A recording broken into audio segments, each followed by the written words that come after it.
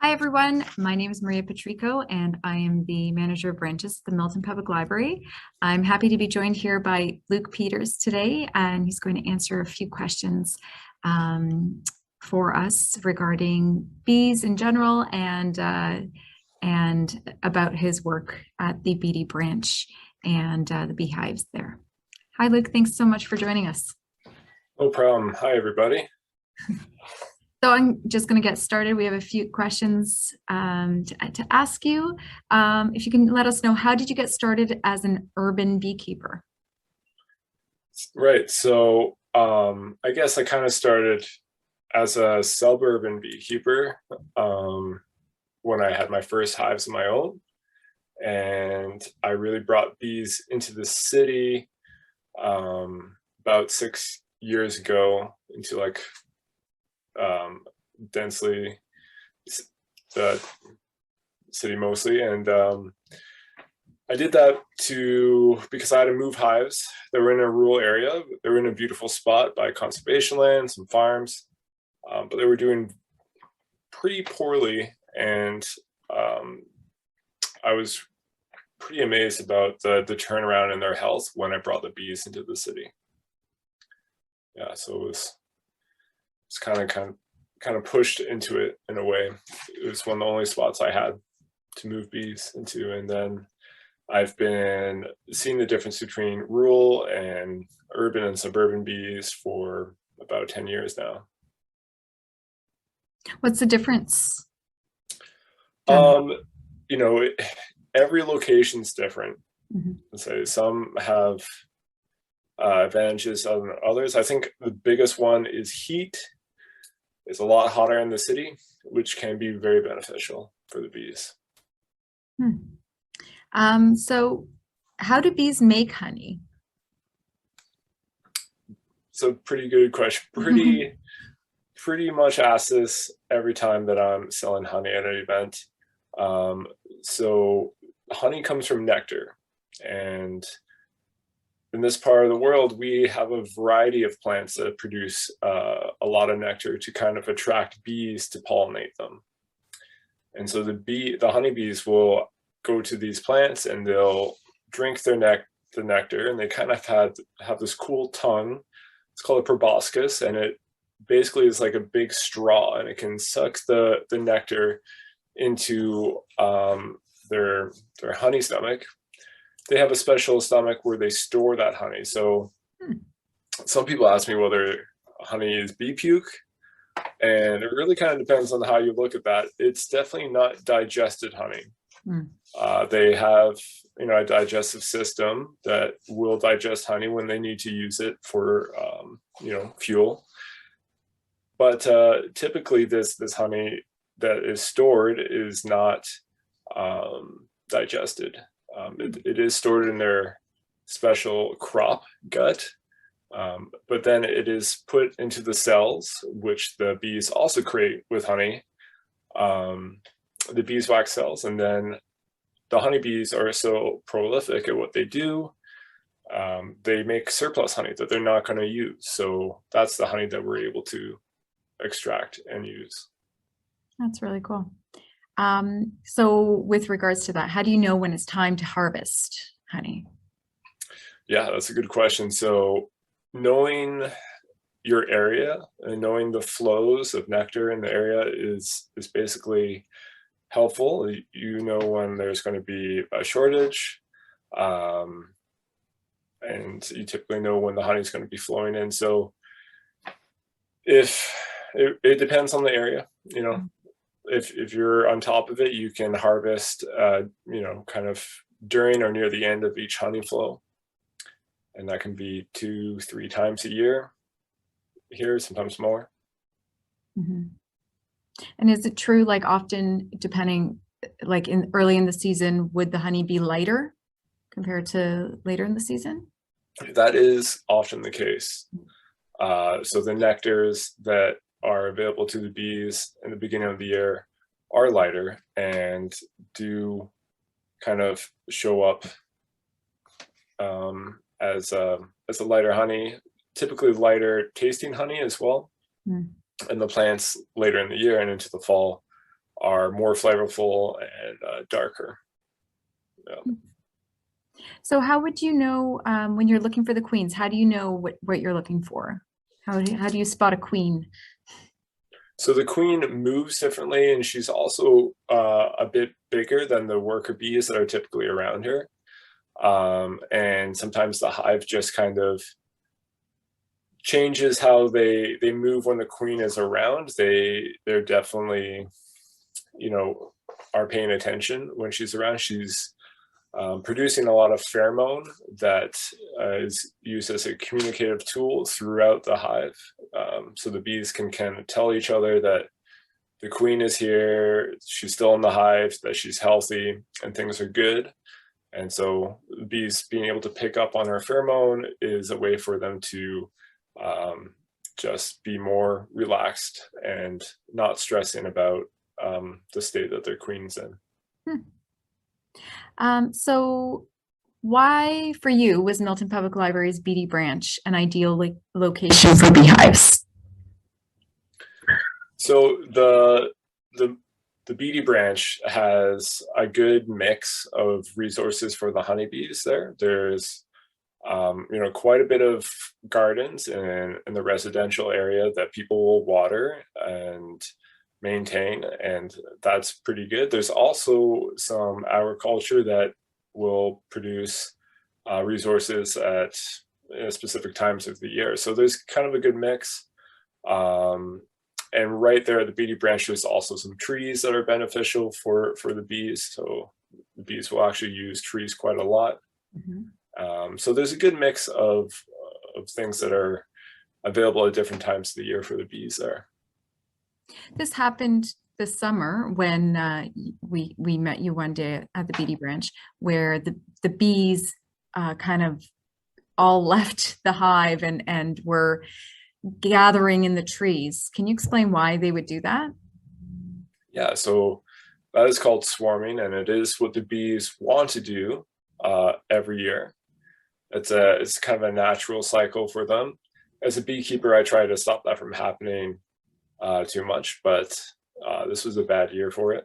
Mm. And basically, it's kind of like a beehive giving birth to another beehive. So we kind of see bees as individuals, but really the colony is one living thing. So it is a superorganism. The hive, the beeswax that it creates, that it lives in, is all part of the colony, and all those bees are part of the colony. So basically, a lot of bees and the queen will leave, and then bees and a queen will start to redevelop and start a new colony in the existing hive. And that's just, how they survive for millions of years, is being able to kind of branch out and, split into a new colony. So it's kind of like a cell splitting into two cells. When you say it was a bad year, or did you just see it was very a common year for it this year? Well, when a beekeeper says it's a bad year for swarms, what it really means is it was a fantastic spring, and the bees did really, really, really well. And they grew faster than the beekeeper could get out there. Okay. So Understand. that's what happened this year. Yeah. So it was just not necessarily that bad. Like, they were very productive, even though there was some swarms this year. So how do you assess if a bee colony is thriving or not? So this takes some time to get experience with. You kind of learn what a healthy hive looks like. You learn what an unhealthy hive looks like, and through seasons of experience, you kind of learn what they should look like at different times of year. So when I'm evaluating a colony's health, I'm looking in the area where the queen is laying eggs and just looking at the brood and the young bees and seeing how they look. It's mostly visual. We do kind of like inspect the smell of the hives too, and yeah, we're just kind of looking to see if there's any signs of disease, and that their population is good and the queen is doing her job. So what can people do to help the bees in the surrounding communities? Yeah, so I mean, it's not news that the bees are having a hard time. All bees are having a hard time, honeybees, native bees. And the top three things that are affecting all bees are climate change, lack of habitat, and pesticides and other toxins such as fungicides. So you can make decisions based on those three things that would, really help the bees. People that have space to grow things, I highly recommend growing things from seed. I highly recommend growing your own food. The bees will help pollinate that food. They love pretty much any vegetable or herb once it goes to flower. If you let some go to flower, you will find bees guaranteed all over that stuff. And you'll also be growing your own food. So definitely recommend that. Supporting organic agriculture can be very expensive and not within everyone's reach, but it does make a difference. It is supporting good agriculture, or at least better options for the most part. And then, yeah, I mean, we're going to become more climate aware, I think, fairly soon, just as a matter of our daily living. So making decisions on that would help the bees as well. Mm-hmm. And it's fun to have the success of growing something in your garden too. Absolutely. So do bees hibernate? Yeah, this is a good question. So, right now it's fall, the bees are slowing down, they're getting ready for winter. So they don't hibernate, and they don't actually go into a full dormancy either. They are slightly active throughout the winter. And what they're doing is clustering together in a ball of bees for warmth. And they're slowly, moving around the hive and slowly eating their honey. And when they need to generate a little bit more heat, they shake their flight muscles to generate heat. Is that like the outer there, what we're seeing in your background here? Is that something maybe? Well, It'd be fascinating to know what a flight muscle looks bees like. bringing in pollen, probably in the summer. But it would be the thorax. So this part of the bee that they're vibrating to generate the heat. So generally, how long would a bee live or survive? Yeah, so the work bees, around 60 days, usually a lot less. They actually work themselves to death in the summer. They go so hard that their lives are shortened. And any stress or disease in the colony will affect that as well. Queen bees used to live 5 years, sometimes longer, but that is being greatly affected now too. And a lot of people are having to replace queens every year or two. It definitely changes throughout the year. Like the bees that are being raised now are going to live through the winter because they're not doing that work. And they're going to have to survive until the queen starts raising eggs again, which will happen after the solstice. So yeah, it kind of depends on the time of year, and a honeybee colony can live indefinitely as they raise more queens, as they, swarm and move to a different spot, maybe with more resources. And it's like certain colonies can kind of keep going forever, but individual bees will vary depending on time of year and which bees they are. The queen, lives the longest, and drones, I would say, probably live the longest other than that, unless they are successful mating with a virgin queen, in which case they die instantly. And then the worker bees, are doing all the work, and their lives are shortened because of it. I know in the spring there was some snow one day earlier this year, and I was a little stunned to see how many bees were on the snow, but as you're saying, that seems to be a common thing. So just switching back to talking about honey, and these two questions go hand in hand. So what types of honey do you make? And can you tell us the benefits of raw honey?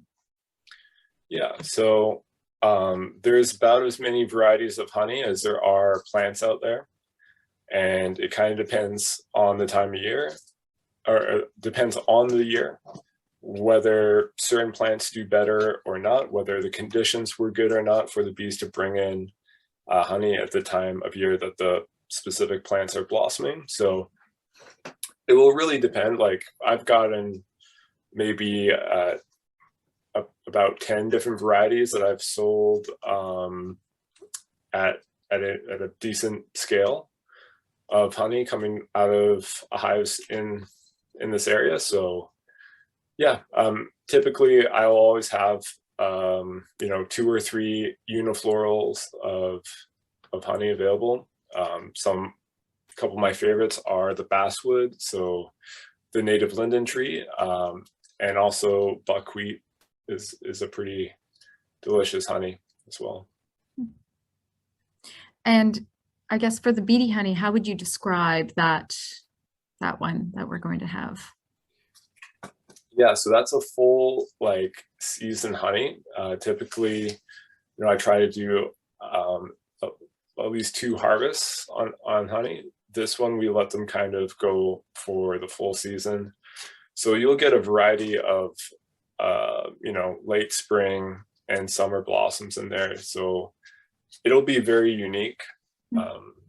That honey is going to taste different than even honey like a couple kilometers down the road, just in terms of what the bees are convinced to forage on, things like that. So it's a bit all over the place in terms of flavor. Yeah. I love that. And so it's down to our last question now. What suggestions do you have for someone that would like to have bees at their home? Yeah, so I think a common misconception that keeping honeybees to help the honeybees, it's not really helping honeybees to start beekeeping. It's to help the honeybees, it's tackling the top 3. Like I mentioned it in the beginning, it's lack of habitat, climate change, and chemicals. But if you want to keep honeybees and you want to get into like that food production, whether you're supplementing other farming that you're doing, or you want to raise your own crop of honey, I highly recommend joining your local club, beekeeping club. There's a bunch of them. I think people in this area still join the Golden Horseshoe Beekeepers Association. It's a great resource. Through that you can find a mentor. We offer some classes. There'll be some classes through the Milton Library as well. We'll do another beginner class, I'm sure, coming up. So stay tuned for that. And basically, if you're going to do it, immerse yourself in beekeeping. Be wary of YouTube. There's a lot of information that's either wrong or not relevant to this area. Like much farming, beekeeping is very location based. So it'll matter to learn about your area and learning from beekeepers in your area. That's great. Thank you so much for that. And thank you for taking the time to answer some of our questions. For the greater community, we do have a bee viewing area at the Beady branch. And that is available to be used whenever the library is open. And we should be getting some honey early in October for you to purchase at the Beady branch. Thank you so much. Thank you.